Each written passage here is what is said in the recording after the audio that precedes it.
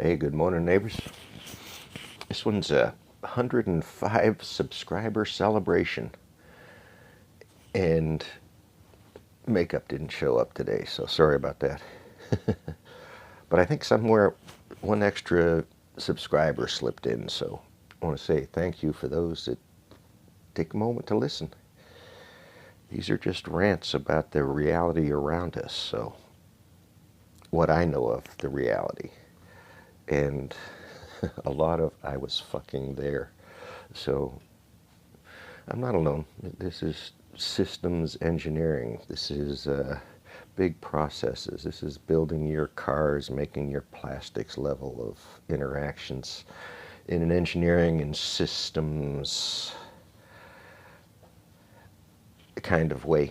So one big artifact, so 105, cool, way cool.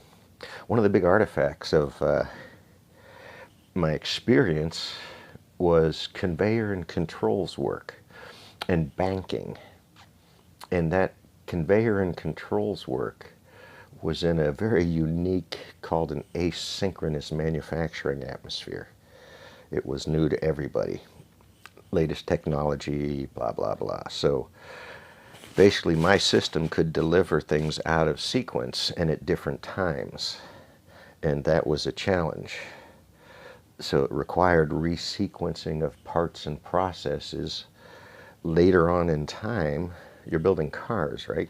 You build the front in the morning and you build the back in the evening and you put them together about midnight. So supply chains. Now, you build your software to look at those buffers and quantities and make decisions about what you're going to build, what you have to build versus what you can.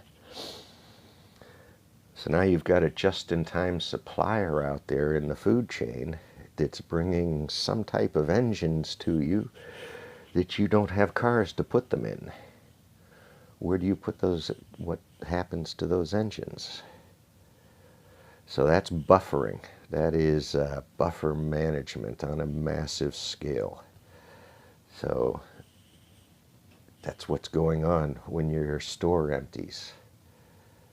These huge software systems out there look at things and try to rebalance and regain load. And they try to predict from this as well, saying, well, if I needed this much toilet paper, I might need this much plus one in the future because profits.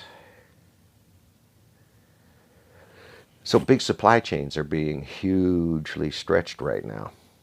And I'm wondering about, like I said, the software. The software is going to go out there and it's going to say, I need 10 dozen more of these, and it's going to send a message to another piece of software somewhere. It says, I need 10 more of these for rupees, 7 rupees each.